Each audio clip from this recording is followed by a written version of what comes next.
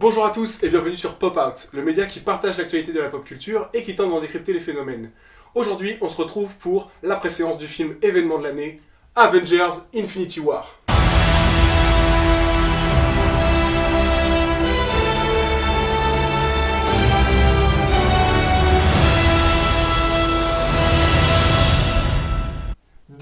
Cette année, nous fêtons les 10 ans du Marvel Cinematic Universe. Lancé en 2008 par Jon Favreau avec le film Iron Man, c'est, à l'heure actuelle, la plus grosse franchise cinématographique et le plus gros univers partagé jamais créé.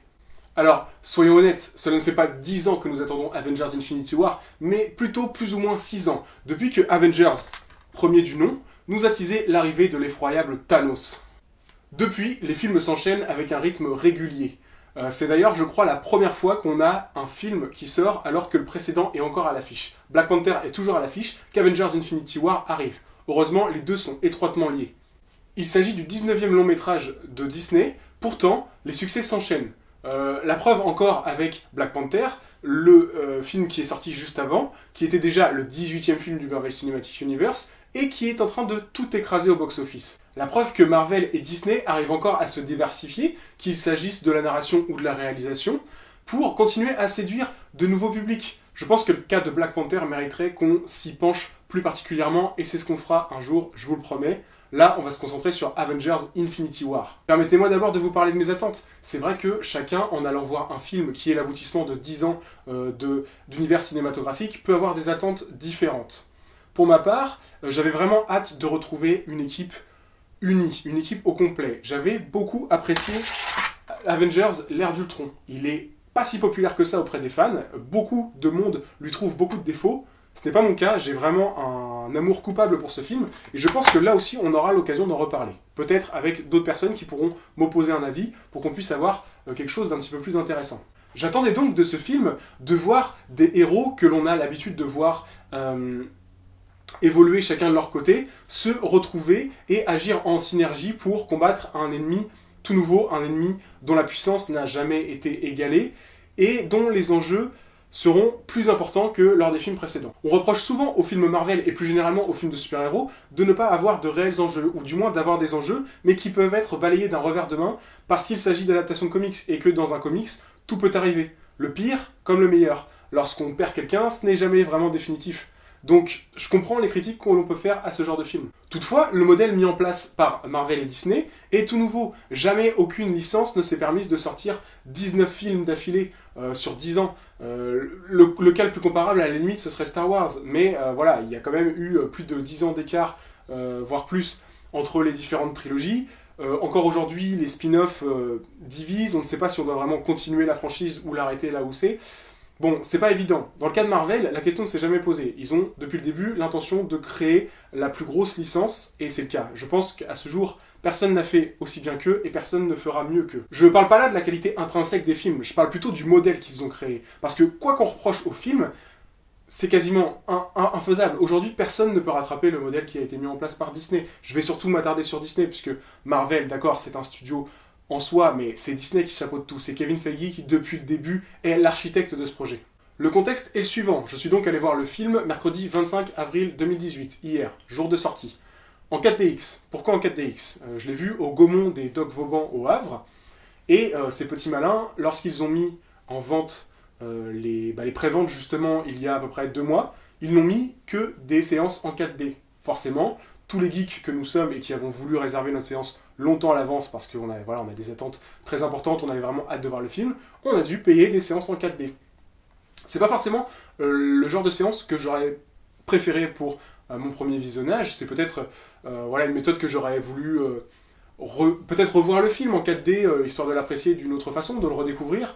Mais voilà, pas le choix, j'aurais peut-être préféré le découvrir en 2D ou en 3D simplement, me contenter du son et de l'image pour découvrir un nouveau film, pour vraiment me concentrer que sur ce qui m'intéresse.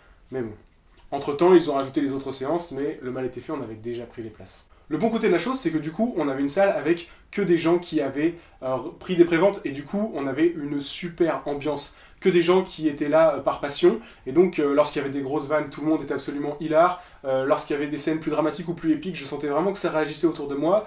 Lorsqu'il y avait des surprises, parce qu'il y a vraiment des surprises dans ce film, J'ai senti que la salle réagissait, j'ai senti que les gens avaient les références. La scène post-générique, elle a régalé absolument tout le monde. Tout le monde était soufflé à la fin du film.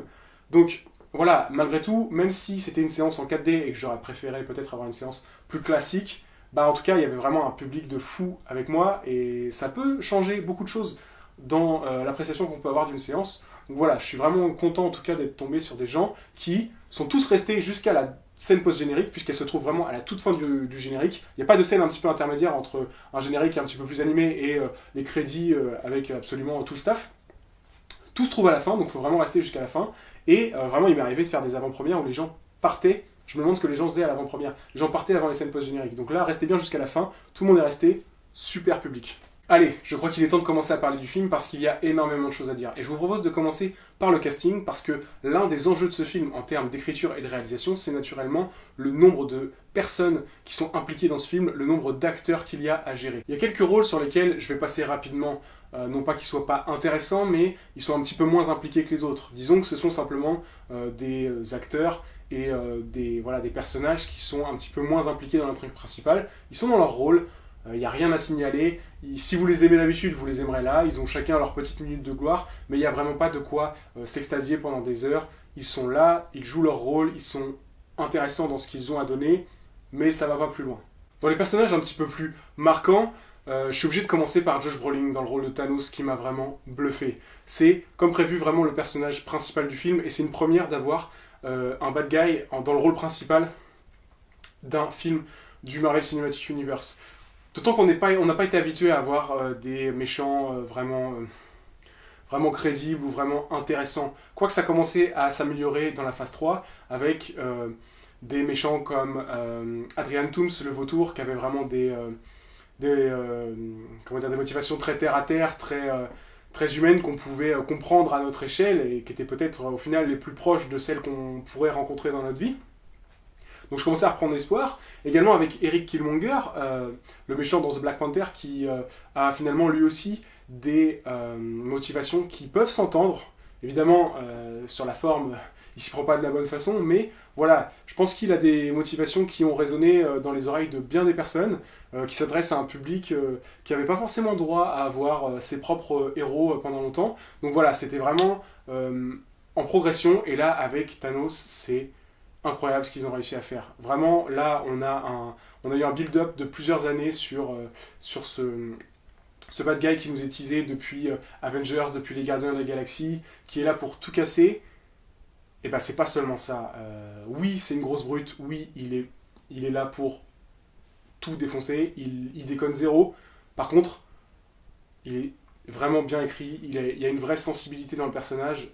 Je me suis pris à avoir de l'empathie pour Thanos. J'aurais jamais cru dire ça un jour. Vraiment, il y a plusieurs moments dans le film où le personnage m'a presque ému. C'est assez incroyable ce qu'ils ont réussi à faire avec Thanos. Ses motivations sont compréhensibles. Encore une fois, il s'y prend pas de la bonne façon. C'est un extrémiste dans sa façon de voir les choses, mais il a une réelle motivation.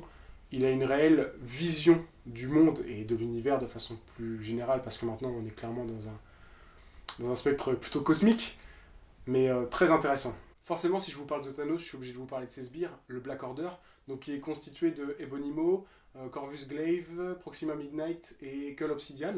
Donc voilà, de bons personnages secondaires, ils ont un très bon design. Bon, évidemment, leur background n'est pas du tout exploré, on n'en sait pas plus sur eux. Voilà, ça constitue vraiment des bons boss intermédiaires avant d'arriver au boss de fin qui est clairement Thanos. Mention spéciale quand même à Ebonimo qui a l'air d'être le personnage le plus creusé et qui a l'air d'avoir la mythologie la plus intéressante. Cette espèce de... Voilà, il est dans la télékinésie, il fait passer un sale quart d'heure à Doctor Strange comme on peut le voir dans le trailer. Voilà, c'est des bons personnages, encore une fois bien designés, donc intéressant. C'est vraiment plus intéressant que la Faceless Army habituelle qu'on peut avoir et comme on a à la fin du film. Tony Stark, Iron Man, le plus ancien, forcément je suis obligé de commencer par lui. Il est dans son rôle, il cabotine un petit peu moins que dans les derniers films. Forcément il y a quelques vannes au début parce que c'est quand même Tony Stark, hein, il faut respecter le personnage. Mais voilà, il est dans un rôle de plus en plus sérieux, on sent qu'il a beaucoup de poids sur ses épaules, on sent le poids de la culpabilité et de la responsabilité qui grandit de film en film. On est un petit peu plus sur ce que nous proposait le personnage dans Civil War. Il y a quand même voilà, une volonté, un certain paternalisme qui se développe chez le personnage et qui est de plus en plus intéressant, mais rien à signaler, il est toujours aussi bon. Chris Hemsworth, Thor, qu'on retrouve avec un rôle un poil plus dramatique que d'habitude, d'autant après son dernier film, puisque voilà, malgré les événements dramatiques du Ragnarok, c'était toujours désamorcé par un petit peu trop d'humour. Là encore, il y a de l'humour, puisque forcément sa rencontre avec les Gardiens de la Galaxie ne peut pas se passer sans un minimum de vannes et sans un minimum d'échanges un petit peu virils avec Star-Lord. Mais voilà, il a quand même des scènes un petit peu plus dramatiques, un petit peu plus travaillées que d'habitude, ce qui le met en avant de façon plutôt appréciable. Mark Ruffalo, Hulk, dans un registre qu'on ne lui connaissait pas. Ils auraient vraiment réussi à faire quelque chose à part avec Bruce Banner et The Hulk, quelque chose qu'on n'a encore jamais vu dans les films. Donc bon, c'est pas ce que j'ai préféré dans le film du tout, mais ça s'entend. C'est une façon différente d'aborder le personnage et la dualité qu'il y a entre Bruce Banner d'un côté et Hulk de l'autre. Chris Evans, Steve Rogers, Captain America, il est finalement plus effacé que ce à quoi je m'attendais. On le voit pas autant à l'écran que ce qu'on pouvait imaginer. Il a pas autant de dialogue, mais voilà, il est là quand il doit être là. Il est vraiment badass avec son nouveau style super soldier nomade. Il est vraiment charismatique avec sa barbe, ses cheveux longs, vraiment impressionnant. Toutefois, plutôt effacé, et je pense que voilà, je pense qu'on pouvait s'attendre à plus de présence, mais quand il est là, par contre, ça déménage. Benedict Cumberbatch, Stephen Strange, Doctor Strange, c'est peut-être l'un des personnages que j'ai préféré dans ce film, bien sûr derrière Thanos, puisque il y a comment dire, une partie de sa personnalité qui, je trouve, est abordée de façon un petit peu plus subtile, hein, il faut un petit peu creuser, mais voilà, on sait que c'est quelqu'un qui était à la base un grand scientifique, qui ne croyait vraiment en rien, qui a dû abandonner un petit peu toutes ses croyances, ou au contraire tout ce en quoi il ne croyait pas, pour devenir le maître des arts mystiques, pour devenir le sorcier suprême, et là, je trouve que il est amené à devoir faire des choix entre son nouveau rôle de sorcier suprême et, voilà, il doit faire des choix un petit peu plus cartésiens. Il a besoin de prendre du recul et de faire des choix très concrets dans ce film qui, je pense, vont ouvrir vers des choses très intéressantes pour la suite. Tom Holland, Peter Parker, Spider-Man, toujours aussi intéressant, toujours aussi excellent, toujours dans la quête d'un père spirituel, en tout cas d'une figure paternelle, toujours en la personne de Tony Stark. Il est vraiment intéressant. Il a des scènes plutôt poignantes et où il peut vraiment voilà, dévoiler son niveau d'acting, parce que voilà, faut pas se le nier. Marvel mise énormément sur Tom Holland et là il nous montre qu'il a le niveau pour la suite. Chadwick Boseman en T'Challa de Black Panther, il est dans la continuité de ce qu'on a pu voir dans le film juste avant, toujours très digne, très royal, un excellent combattant. Toutefois, on sent que lorsqu'il s'agit de défendre sa planète, et non plus seulement son pays et son peuple, eh bien, l'ouverture que l'on peut voir à la fin de Black Panther prend tout son sens et qui va vraiment répondre présent à l'appel des Avengers. Ensuite vient la relation toute particulière qui est développée entre Scarlet Witch, Elizabeth Olsen et Paul Bettany qui joue The Vision. Un petit peu comme dans les comics, il y a toute une relation qui est développée entre eux et qui donne lieu à des scènes très intéressantes, puisque vous le savez, Vision possède en lui la pierre de l'esprit, et Scarlet Witch a des pouvoirs qui sont de plus en plus croissants, de plus en plus puissants, donc c'est développé progressivement et c'est plutôt intéressant. Zoé Saldana, dans le rôle de Gamora, c'est l'une des grosses surprises de ce film. Je m'attendais pas à la voir autant, mais pourtant elle est très présente. Pour des raisons évidentes, elle est très importante à l'intrigue, de par sa relation avec Thanos, et elle, qui est une très bonne actrice, peut vraiment donner quelque chose qu'on n'avait pas forcément eu l'habitude de voir dans Les Gardiens de la Galaxie, quoique le volume 2 commençait à nous montrer un pan de sa personnalité et de sa relation avec Nebula un petit peu plus profond. Donc c'est vraiment une très très bonne surprise, et attendez-vous à la voir pas mal à l'écran. Chris Pratt, Star-Lord, je dois reconnaître qu'il est un poil dans le surjeu. J'ai l'impression que Peter Quill est là pour faire de la vanne et encore de la vanne. Alors, oui, elles m'ont fait exploser de rire pour la plupart, mais attention quand même si c'est lié au personnage, à ne pas trop en faire, à ne pas trop cabotiner. Il fanfaronne un petit peu trop à mon goût, je trouve.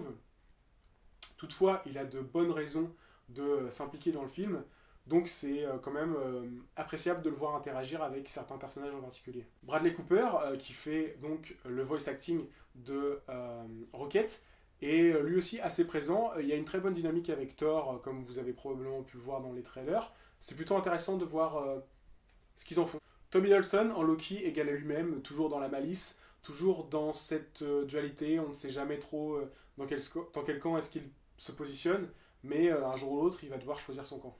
Enfin, Peter Dinklage, que l'on attendait beaucoup, et qui est pour ma part probablement l'une de mes déceptions. Je pense qu'il y avait beaucoup mieux à faire avec le personnage, je trouve que le design est simplement raté, je trouve qu'il y avait beaucoup mieux à faire avec un personnage. Je suis pas certain que c'était la peine d'aller chercher un Peter Dinklage pour jouer un rôle aussi simple, parce qu'on lui donne pas grand chose à jouer. Le personnage a un rôle important, mais en termes de jeu, on lui offre pas énormément de possibilités, donc il joue son rôle, mais en termes de design, je suis un petit peu déçu. Je trouve que ça vole pas tellement plus haut que les moins bien designés des nains dans The Hobbit, quoi. Donc, bon, c'est pas très grave, mais on pouvait attendre mieux de la part de Peter Dinklage, quitte à aller le chercher, autant lui donner quelque chose de plus solide. Sachez maintenant que de nombreux plans qui se trouvent dans les trailers ont été modifiés ou coupés. Alors c'est l'habitude chez Marvel, j'apprécie chez Marvel le fait qu'ils souvent ils modifient les trailers, soit ils changent l'environnement, soit ils retirent des détails. Là il y en a certains qui sont clairement grillés lorsque vous regardez le trailer, vous savez qu'il manque quelque chose, mais il y a des plans qui ne figurent tout bonnement pas dans le film, et ça va un petit peu plus loin que ça, donc j'aborderai cette partie dans la partie avec spoiler. Mais sachez que certaines choses que vous pouvez voir dans les trailers ne sont pas dans le film. Passons maintenant à l'écriture. On reprend l'histoire exactement là où on l'avait laissé dans Thor Ragnarok. Thanos nous est introduit tout de suite et on comprend directement qu'il n'a pas le temps de niaiser. Il n'est pas là pour déconner et son échelle de puissance est tout de suite placée avec les différentes personnes qui l'entourent, puisque sur ce vaisseau, il y a des personnages très puissants, si vous avez vu Thor Ragnarok. S'enchaîne ensuite une narration plutôt basique. Si vous avez régulièrement fait des reproches aux différents films du Marvel Cinematic Universe, vous aurez sûrement à les faire à ce film également. La principale en fait, plus-value de ce film, en fait, c'est simplement de développer une histoire, un réel crossover comme on peut le faire dans les comics avec énormément de personnages. Et c'est là, en fait, la prouesse des frères Russo, puisque ça a pas vraiment ils n'ont pas vraiment de moyens de faire plus que ce qu'ils font. Ils ont une cinquantaine de personnages à mettre à l'écran, dont une trentaine de personnages vraiment récurrents et avec des rôles que tout le monde connaît. Et au final, ce qu'ils font avec autant d'éléments et avec les jouets qu'on leur donne, c'est vraiment très solide. Fatalement, ils peuvent pas développer chaque personnage avec des intrigues, des sous-intrigues, des motivations différentes, etc. Ils ont tellement de choses à mettre à l'écran que je trouve qu'ils s'en sortent déjà avec brio. Du coup, l'un des principaux enjeux de ce film réside dans la cohérence qu'il peut y avoir entre les personnages. Et c'est vraiment ça qui est intéressant, c'est les interactions qu'il va y avoir entre les différents personnages. Il y a tellement d'arcs qui ont été développés les uns à part des autres que c'est intéressant de voir comment est-ce que tous ces personnages interagissent entre eux lorsqu'ils se rencontrent. Et au final, si j'ai une déduction à faire de ce film, c'est que les Avengers ne sont jamais aussi forts que lorsqu'il y a une énorme cohésion dans l'équipe, mais ils ne sont jamais aussi faibles que lorsqu'il y a justement une énorme cohésion de famille qui se met entre eux et lorsqu'ils ont vraiment un attachement les uns avec les autres. C'est un énorme enjeu dans ce film. Thanos reprend donc sa quête des pierres d'infinité comme on avait pu le deviner dans les précédents films, et c'est intéressant de noter que les pierres d'infinité ne sont pas ici qu'un objectif, ne sont pas ici qu'un simple MacGuffin, mais vraiment un élément artistique du film. C'est-à-dire que chaque pierre, comme on a pu le voir dans les précédents films, a vraiment un rôle, a vraiment un univers autour, et cet univers est utilisé dans le film, ce qui est une chose plutôt intéressante. Les pierres ne sont pas seulement là que pour être réunies, mais vraiment pour être utilisées, et pour que leur utilisation ait de réelles conséquences. Et le scénario nous réserve de réelles surprises. Il y a vraiment des choses qu'on ne s'attend pas forcément à voir dans ce film, ou qu'on ne s'attend pas forcément à voir dans un film du Marvel Cinematic Universe qui est quand même habituellement plutôt lisse et qui n'a pas pour habitude de prendre des décisions très concrètes. Donc voilà, c'est quand même appréciable d'avoir de très bonnes surprises qui parfois nous soufflent, parfois nous donnent envie de nous lever de notre siège. Donc vraiment, encore une fois, je vous le dis, avec la bonne ambiance dans la bonne salle, ça donne un très très bon moment. Sachez que une théorie que j'avais depuis très longtemps s'est révélée exacte à 25%. Je vous expliquerai exactement pourquoi est-ce que je vous donne ce chiffre. À 25%, ou du moins un quart de ma théorie s'est révélé vrai. Je vous l'expliquerai dans la partie avec spoiler. Mais sachez que, voilà, cette théorie-là s'est révélée vraie. En revanche, pour avoir évidemment beaucoup suivi ce qui s'est passé en termes de théorie crafting sur le net avec la promo d'Infinity War, beaucoup de gens vont voir leur théorie tomber à l'eau et ça va pas bien se passer pour eux. S'il y a beaucoup de choses dans ce film, il y a également beaucoup de choses qu'il n'y a pas. Et même si, voilà, avec les attentes qu'on pouvait avoir du film, ou tout simplement pendant le film, on pouvait avoir certaines attentes en espérant, wow, j'espère qu'il va se passer cette chose-là, j'espère vraiment qu'ils vont aller dans cette direction-là. Eh bien, pas forcément. Et c'est pas forcément une mauvaise chose parce que on sent vraiment que les frères Russo en ont encore énormément sous le pied et que voilà, il y a encore beaucoup de choses qu'on peut voir dans Avengers 4, que ce soit en termes de scénario, que ce soit en termes d'images épiques. Il y a vraiment des choses qu'on attend depuis des années, des mots, des alliances, il y a vraiment des choses qu'on veut voir. Et bien, au final, je crois que c'est pas mal de les distiller avec parcimonie et au final de nous réserver encore des surprises pour le film parce que lorsqu'on sort de ce film-là, on n'a qu'une envie, c'est de voir la suite. Et ça arrive pas souvent. Il n'y a pas souvent des films du Marvel Cinematic Universe desquels on sort et on se dit waouh, qu'est-ce qui se passe maintenant? C'est le cas avec ce film. Et c'est peut-être sa plus grande qualité. Et là, je vais prendre un énorme risque. Je vais un petit peu engager ma réputation. Mais je pense, non, je suis sûr, que ce film a l'une des scènes les plus marquantes du cinéma de ces dernières années. Vraiment. Ce film fait quelque chose qu'on n'a jamais vu au cinéma et encore moins dans un univers de cette ampleur. Je pèse mes mots, c'est vraiment... Il y a vraiment une scène qui est assez incroyable dans ce film. J'en dis pas plus, je vous laisse la découvrir, on en reparlera très bientôt, mais vraiment très très fort. Joe et Anthony Russo, chapeau bas. Chapeau bas parce qu'on reproche souvent à vos films de, entre guillemets, pardonnez-moi l'expression, mais de ne pas avoir de couilles, de ne pas aller au bout de ses idées, de finir toujours avec un statu quo qui n'est pas tellement différent de celui du début de film. Et là, il se passe vraiment des choses. Alors oui, on est dans une adaptation de comics et on sait que tout peut arriver, mais là, voilà, on est émotionnellement impliqué dans ce qui se passe à l'écran. Et ça, c'est peut-être ce qui est le plus important, d'autant dans un film d'une telle envergure. Passons à la réalisation. Vous vous en doutez certainement, mais le film a une réalisation plutôt simple. Tout simplement parce qu'il a une mission, c'est de mettre énormément de personnages à l'écran et de faire avancer l'intrigue en même temps. Donc, fatalement, on va avoir une narration, une réalisation qui est plutôt lisse, plutôt calquée sur ce que les gens appelleraient comme de la réalisation de Yes Man. Mais en fait, je trouve que c'est pas aussi facile que ça. Lorsqu'on a des personnages aussi différents que les Gardiens de la Galaxie d'un côté ou Iron Man de l'autre, eh bien on sent que ce n'est pas traité de la même façon. Je sais que Jon Favreau, par exemple, et James Gunn, donc respectivement les réalisateurs de Iron Man 1 et 2 et des Gardiens de la Galaxie 1 et 2, ont été producteurs délégués sur ce film. Je ne sais pas quelle a été leur implication, s'ils ont un petit peu aidé les frères Russo à la réalisation, parce que je sens que lorsque les Gardiens de la Galaxie arrivent, il y a une ambiance des Gardiens de la Galaxie. Lorsque Iron Man a un échange avec quelqu'un d'au moins aussi intelligent que lui, je sens que les dialogues, c'est du tac au tac, un petit peu comme dans les premiers films Iron Man. Je sens qu'il y a vraiment de la grosse punchline. Et alors il y a deux solutions. Soit Jon Favreau et James Gunn se sont impliqués dans la réalisation de ce film, soit les frères Russo ont vraiment réussi à prendre l'essence des films précédents et à la réinjecter dans ce film-là. Et alors là, très fort les gars.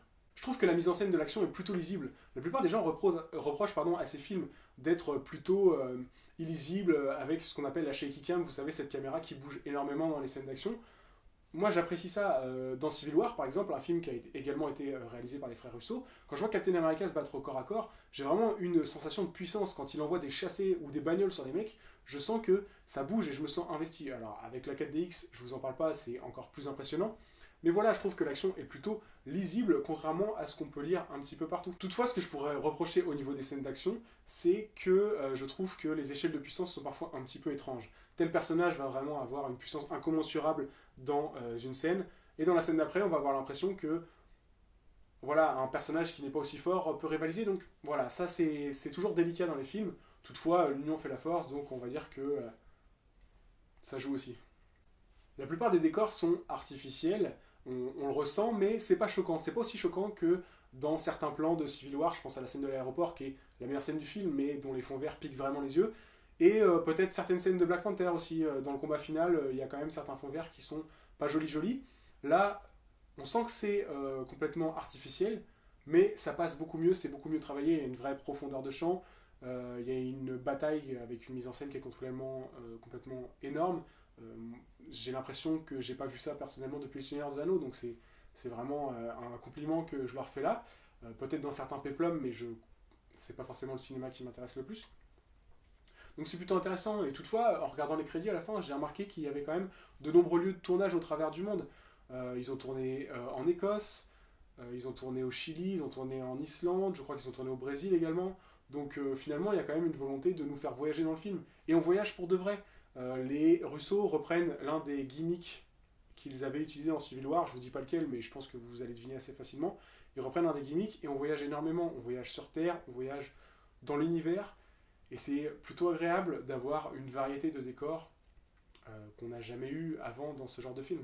Alors oui, si vous avez l'habitude de reprocher à Marvel d'engager toujours des faiseurs dans leurs différents films pour avoir une réalisation qui est toujours la même, je peux l'entendre. C'est vrai que sur des films solo, c'est plutôt décevant, même si je trouve qu'on est en train de prendre la bonne direction là avec les derniers films qui sont sortis. Mais dans un film collectif, je pense qu'on n'a pas le choix. Il faut prendre des réalisateurs qui acceptent de mettre en commun énormément de données différentes et d'avoir quelque chose de cohérent. Et là, les Russo sont très très forts. Parce que vraiment, je vois pas quel autre réalisateur du Marvel Cinematic Universe aurait pu faire mieux qu'eux. Ils m'avaient déjà convaincu sur Civil War, mais là ça va beaucoup plus loin parce qu'ils ont énormément de jouets avec lesquels travailler. Et franchement, je trouve que jusqu'alors, ils s'en sortent extrêmement bien. Ils ont des références qui sont excellentes. Continuez, messieurs. J'ai entendu dire qu'ils voulaient continuer après Avengers Infinity War Part 2, peut-être pour adapter Secret War. Moi, je prends. À la musique, c'est le retour d'Alan Silvestri. Et je suis vraiment très content qu'il soit allé rechercher le compositeur qui avait composé le tout premier thème des Avengers. Il n'y a pas beaucoup de thèmes au cinéma qui arrivent à me mettre des frissons, mais alors le thème des Avengers, il est vraiment excellent. Je trouve que l'adaptation qu'ils en ont fait pour le trailer, avec un tempo beaucoup plus bas, est vraiment, il m'avait traumatisé lorsque j'ai vu le trailer pour la première fois.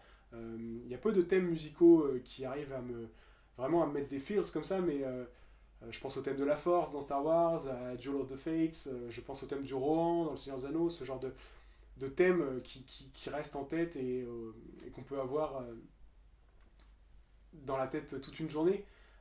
Mais là, voilà, le retour selon moi, du meilleur compositeur qu'il y a chez Marvel en ce moment.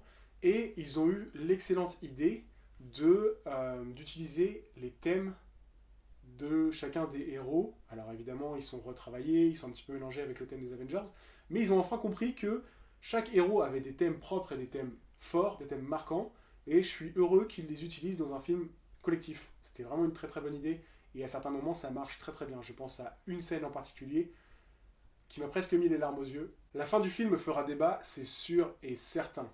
Mais toutefois, est-ce que c'est pas la meilleure chose qui pouvait arriver au Marvel Cinematic Universe? Depuis le début, on leur reproche, comme je vous le disais tout à l'heure, voilà, d'avoir toujours des films qui se terminent avec un statu quo plutôt classique, pas de grosses surprises. Et là, pour une fois, il y a vraiment quelque chose de marquant, il y a vraiment quelque chose qui va marquer cet univers à tout jamais. Pour le coup, c'est quelque chose de très très comics qu'ils ont décidé de faire là, et c'est une très bonne idée.